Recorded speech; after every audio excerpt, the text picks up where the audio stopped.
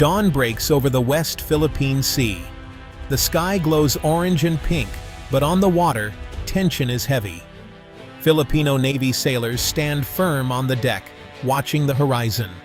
Their eyes are fixed on a line of gray Chinese ships. Engines rumble, radios crackle. Both sides wait. No one blinks. The air is thick with anxiety. On one side, the Philippine flag flutters in the sea breeze. On the other, Chinese vessels hover menacingly, their hull numbers shining in the early light. The silence is deafening, broken only by the low hum of engines and the occasional call over the radio. This is not just another day. It's a standoff, one that could shape the future of the sea. Local fishermen watch from a distance. They know these waters better than anyone. Today, they choose caution. They know Pag-asa Island, their home, is at the center of something much bigger than themselves. As the sun rises, the world holds its breath. This tiny island and its people are at the front line of a great power struggle. For the Philippines, for Asia, and for the world, what happens next matters. Pag-asa Island is small, but it is special. It is the largest Philippine-occupied island in the Spratlys. Unlike many artificial reefs, Pag-asa is a real natural island. Palm trees sway in the wind. White sand hugs the shore. Turquoise water teems with fish and coral. This island sits inside the Philippines' 200 nautical mile exclusive economic zone. That means the country has special rights to the sea's resources here: fish, oil, gas, and more. The island is not just a rock, it supports human life. There are homes, a school, a church, and even a runway. A small community calls Pag-asa home. Children laugh and run outside their classrooms. Fishermen mend nets on the beach. Soldiers stand guard, watching over everyone. Pag-asa's name means hope, and for its people, the island truly is a symbol of hope. But Pag-asa is more than a place to live. It is the heart of the Philippine presence in the South China Sea. To lose it would be to lose a piece of the nation itself. The Philippines' claim to Pag-asa Island is rooted in both law and geography. Under international law, islands like Pag-asa that can support human life have their own territorial waters, an exclusive economic zone. The United Nations Convention on the Law of the Sea supports this right. Pag-asa is well within the exclusive economic zone measured from Palawan, a major Philippine province. That's not just a line on a map. It means that the resources around Pag-asa, fish, oil, gas, belong to the Filipino people. The island has a history too. It was formerly occupied by the Philippines in 1971 and has been part of Kalayaan, Palawan, ever since. Symbols matter here. The Philippine flag waves proudly over the island. Every day, the people of Pag-asa live their lives, work, and pray, proving that this island is not just a mark on a map, but a living part of the nation. For the Philippines, defending Pag-asa is defending both its rights and its people. The struggle is not just for land, but for future generations. Pag-asa is only one island in the vast South China Sea. This sea is valuable and fiercely contested. China claims almost the entire area with its 9-dash line. Vietnam, Malaysia, Brunei, and Taiwan have claims too. The Spratly Islands, where Pag-asa sits, are the heart of the storm.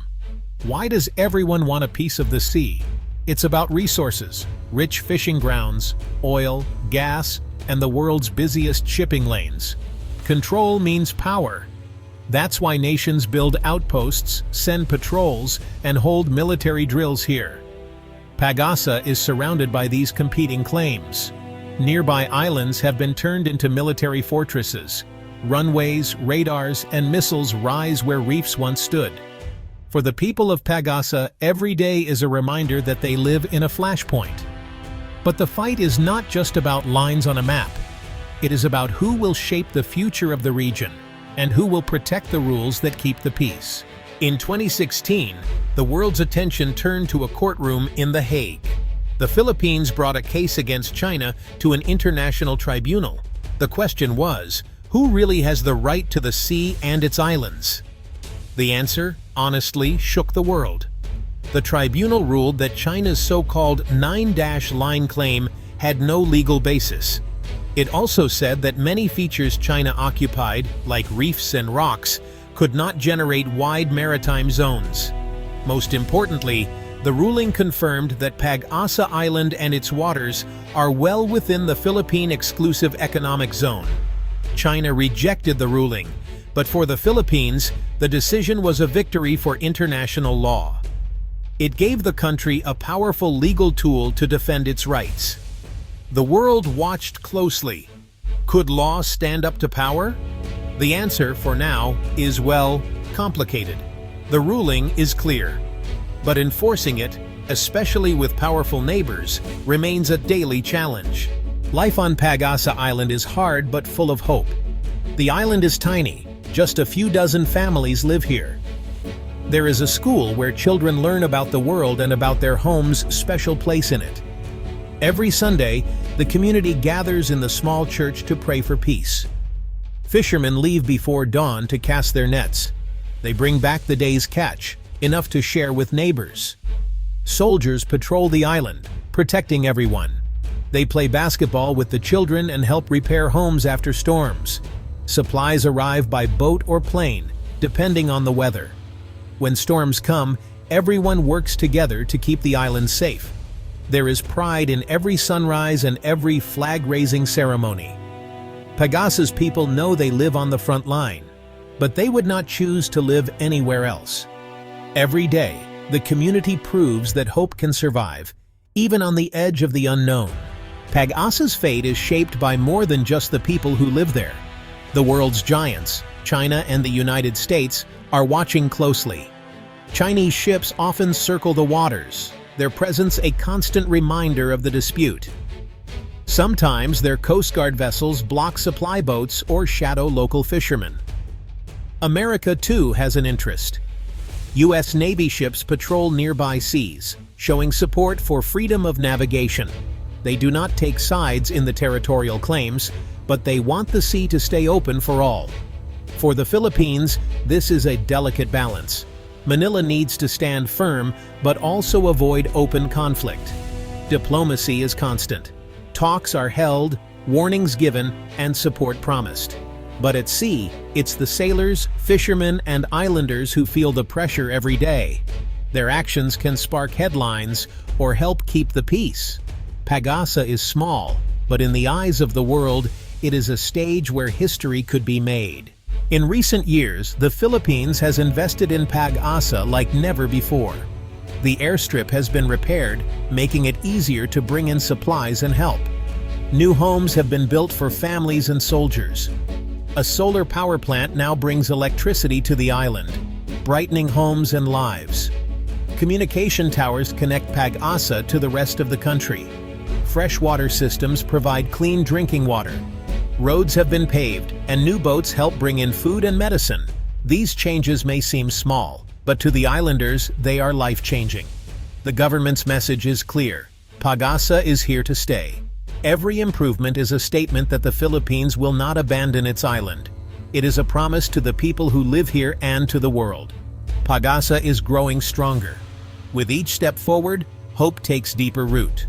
Pag-asa Island may be tiny, but its story is mighty. Here the world sees what is at stake, not just land or resources, but the rule of law, the power of community, and the hope for peace. The struggles and triumphs of Pag-asa's people remind us that rules matter, even in a world of giants. What happens on Pag-asa could shape the future of the South China Sea. Will nations respect international law? Will the strong listen to the small? Can communities thrive even in the shadow of conflict? The answer is still being written. But the people of Pag-asa show us that bravery is not just for soldiers, but for everyone who believes in hope, in family, and in doing what is right. In the end, Pag-asa's message is for us all. The sea is big enough for everyone. Peace is possible and hope is stronger than fear.